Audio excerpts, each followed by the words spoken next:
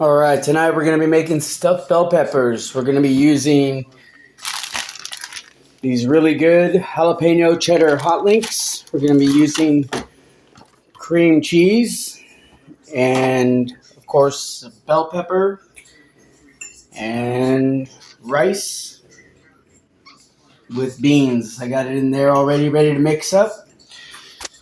It's going. All right. I already pre-cut my bell pepper. Going to add my cream cheese into my bowl for mixing.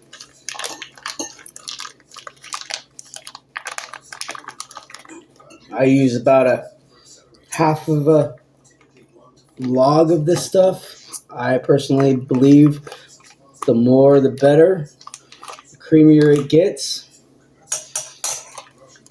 You can add other cheeses as well, but I feel cream cheese gets a nice even melt when you're melting the product, and it's a lot better for mixing.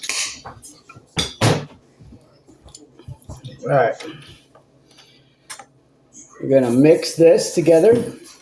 This is your rice, your beans. I'm gonna actually put in the hot links first.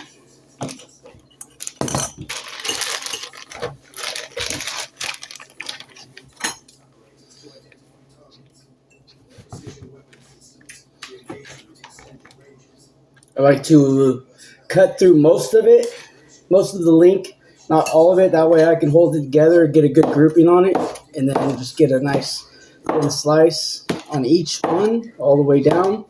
And then go back and cut them into minced pieces. Not too minced, but a fine chop is good.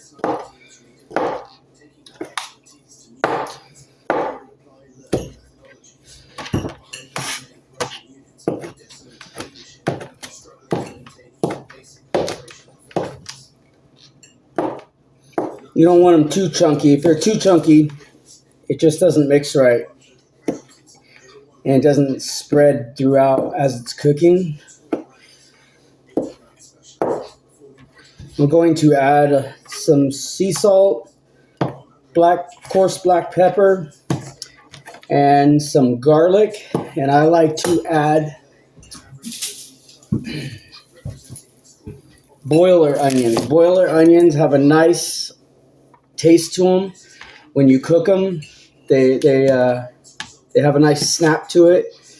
And I'll be using a half a clove of garlic as well.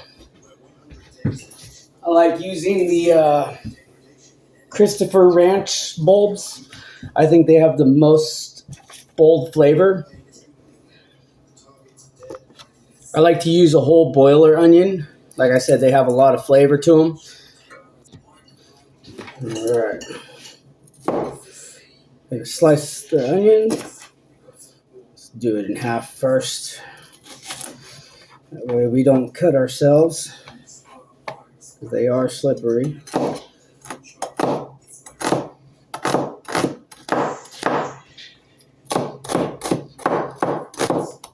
I've learned from chopping onions through the years that do not breathe through your nose and you will escape the onion tears.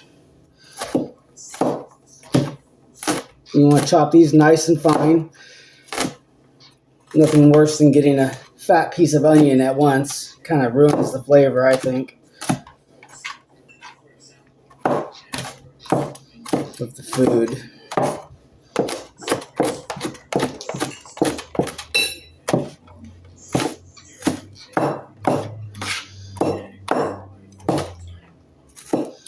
Of course, I don't listen to my own instructions about not breathing through my nose, so I'm tearing up at the moment. That's okay. Mix the garlic with the onion.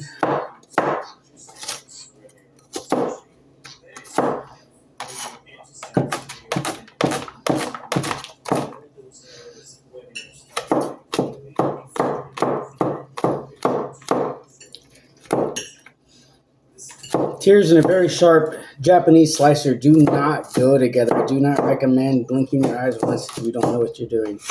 You will cut yourself. I have many times, so I speak from experience. Okay, now that everything's nice and finely chopped, make sure I'm getting big pieces that are remaining. Excellent. Mix everything together.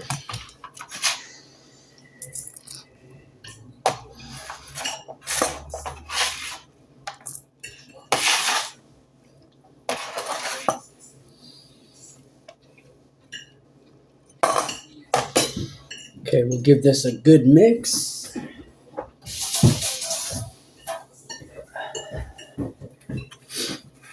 I like to let the cheese sit out for a minute. That way you don't bend your forks as I just did. So, yeah. Or you use a better fork. Nice hefty mixing fork if they even have those. I know my dad used to have a really nice fork that was really thick, and I used to use it for mixing everything. But if you're me, you just grab the first thing you see. It's all right.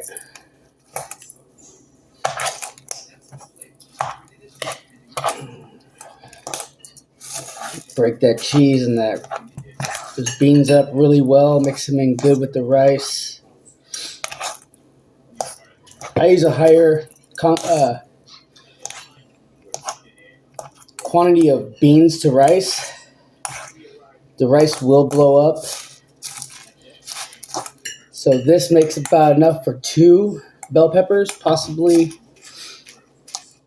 a little extra left over. This stuff is great by itself if you don't have bell peppers.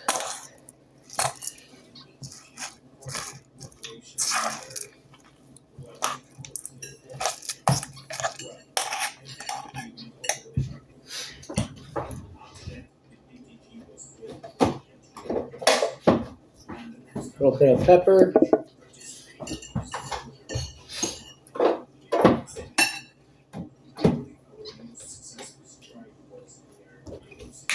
A little bit of peppers, seasoning, and salt. Mix that up really good. I also like to use Tapatio. Gives it a little extra flavoring.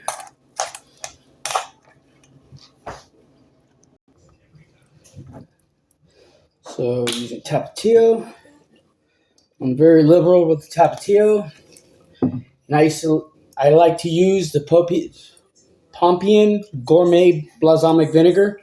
This is really good stuff. Just a little bit of this, not a lot, just like a little splash. Gives a little bit of added flavor. Mix that really good. And it helps break down the cheese a little bit.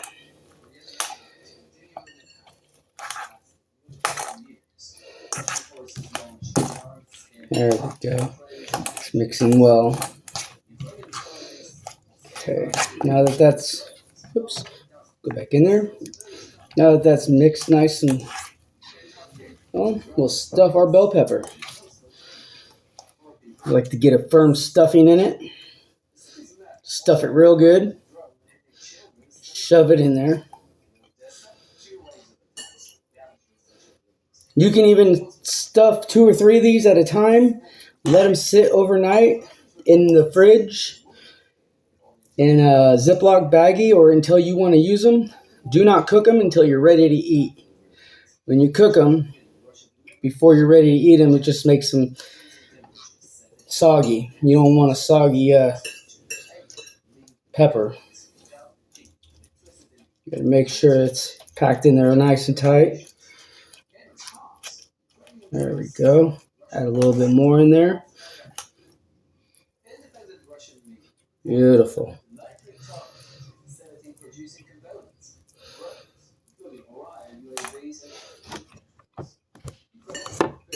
All right, now I'll put the cap back on. Gotta force it on there. Clean up your sides if you want. I like a little messy bell pepper. And voila. That's what it looks like before it's done.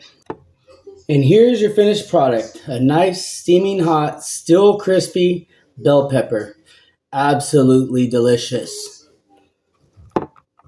Thank you very much. You've been cooking with Gene.